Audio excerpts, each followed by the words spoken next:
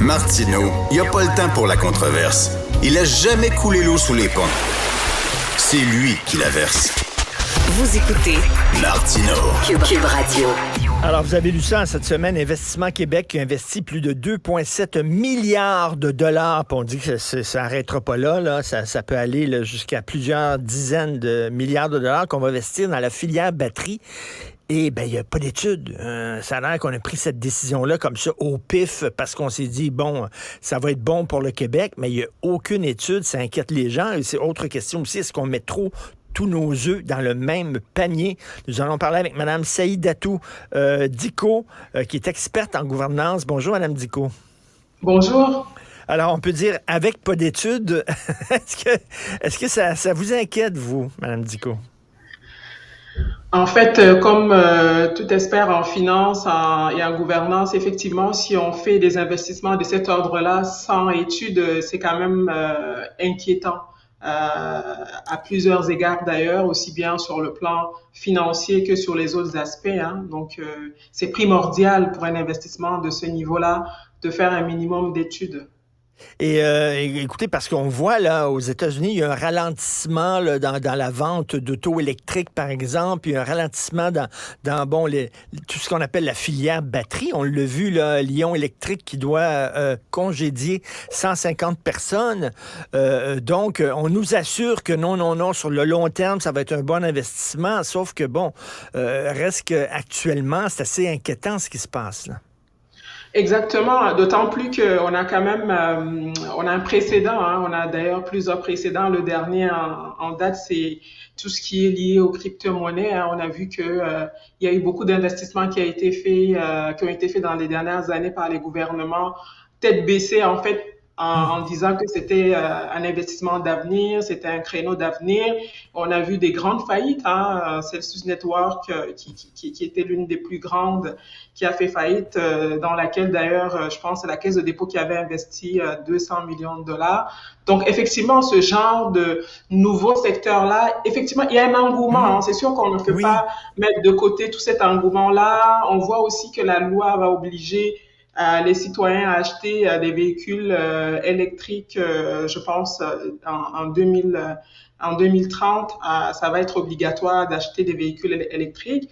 Donc, on se dit que c'est un secteur d'avenir, il y a sûrement de l'argent à faire là-dedans, et avec tout l'enthousiasme aussi de nos gouvernements, parce qu'on sait qu'il y a également un enjeu politique. Donc, quand les politiques sont enthousiastes, c'est l'argent qui sort, c'est le chèque qui sort, et on ne fait pas attention nécessairement.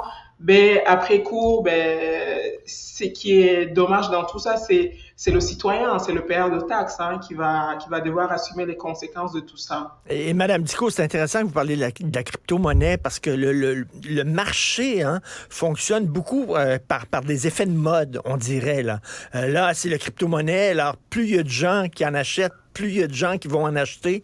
Et là, il y a un effet de mode. Et après ça, ça va être, je sais pas, l'électronique. Et là, c'est la filière batterie. Et c'est ça que vous craignez finalement. Exactement, c'est vraiment cet effet, cet engouement d'un secteur d'avenir, d'un secteur où tout le monde va tête baissée. En matière d'investissement, il ne faut jamais aller tête baissée. Je pense que c'est la leçon la plus importante, surtout des investissements de cette envergure-là. Évidemment, on ne peut pas ne pas être enthousiaste.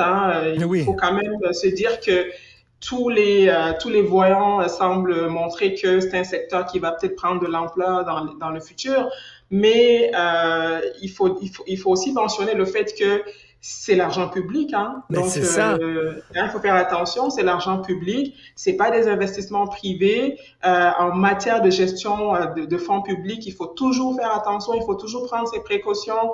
En matière de bonne gouvernance également, il faut toujours avoir des preuves, un minimum de preuves sur le potentiel d'un investissement. On ne peut pas mettre de l'argent comme ça sans études, sans évaluation. Et j'imagine, c'est tout simplement inenvisageable.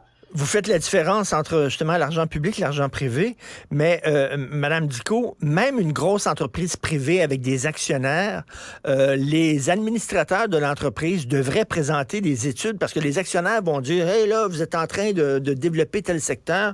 Il va y avoir une réunion avec les actionnaires et les actionnaires vont demander des comptes en disant, ben là, prouvez-nous qu'effectivement ça va être un bon placement. Et là, bon, ben les actionnaires, c'est nous, c'est les citoyens finalement.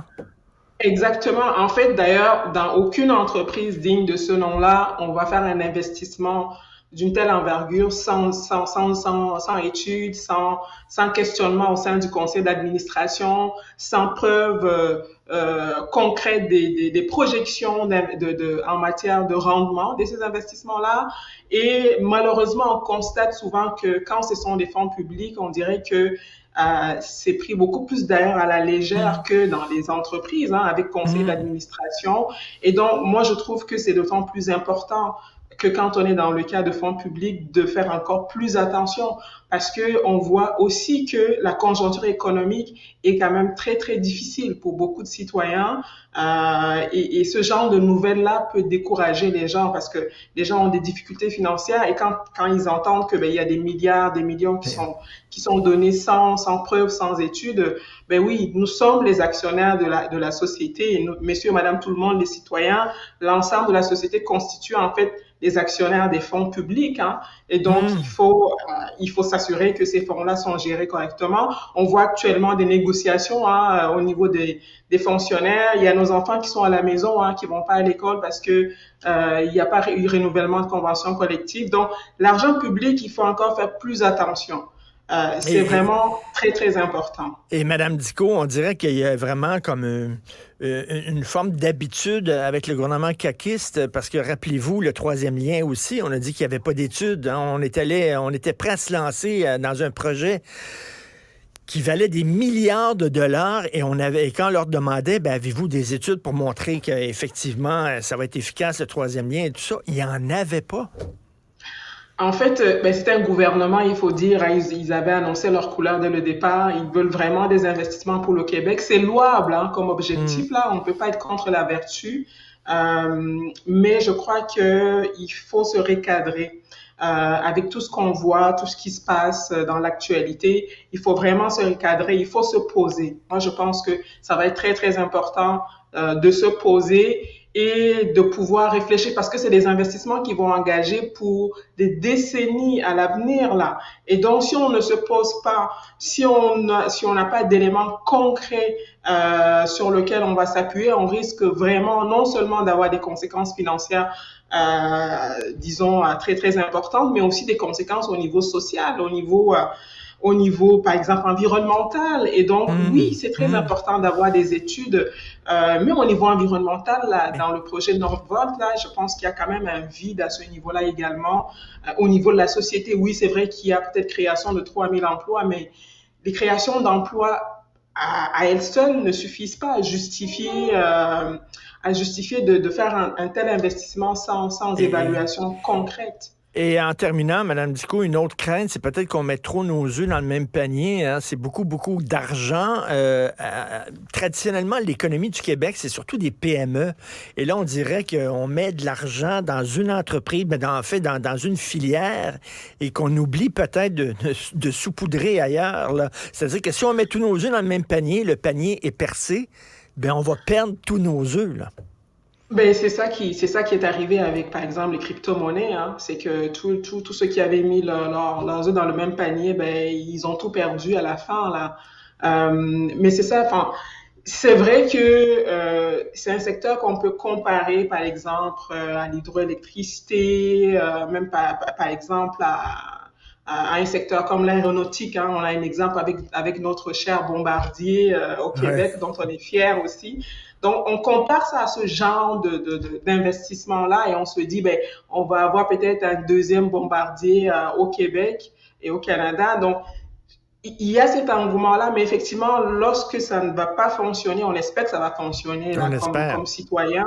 Mais si jamais ça ne fonctionne pas, oui, on aura mis tous nos œufs dans le même panier, Ouais. malheureusement. Et Et encore ce une que fois, vous, c'est les citoyens qui vont en payer le prix, malheureusement. et ce que vous dites, c'est en démocratie, c'est pas suffisant de dire faites-nous confiance. Il faut plus de Non, non, transparence que ça. surtout en matière d'investissement. Surtout en matière d'investissement. Oui, c'est vrai qu'on leur a donné un mandat.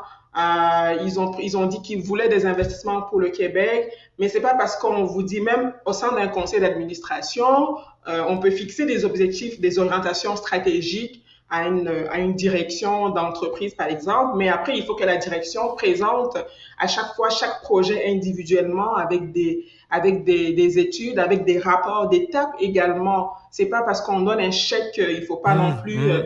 faire des suivis. Il faut des rapports au Hum. début, il faut des rapports Ben oui. d'étape, étape par étape, pour savoir est-ce que ça fonctionne vraiment.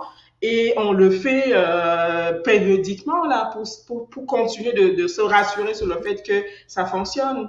Ben, c'est important ce que vous dites parce qu'au Québec, des fois, on donne de l'argent, puis après ça, on va pas vérifier est-ce que le jeu en valait la chandelle? Est-ce que finalement, on a bien fait de miser là-dessus? On dirait qu'il n'y a pas de suivi, comme vous dites. Merci beaucoup, très intéressant et en même temps un peu inquiétant, là. Madame Essaye Datou-Dico, experte en gouvernance. Merci. Bonne journée. Merci à vous.